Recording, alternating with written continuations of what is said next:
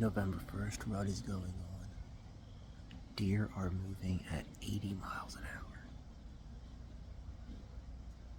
I had one go across me at probably 80 yards. It was out there. It wasn't a shooter.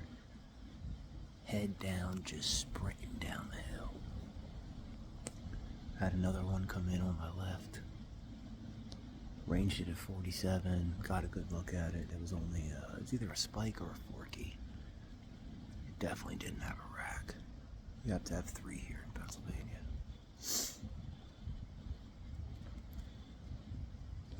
Let's take a look.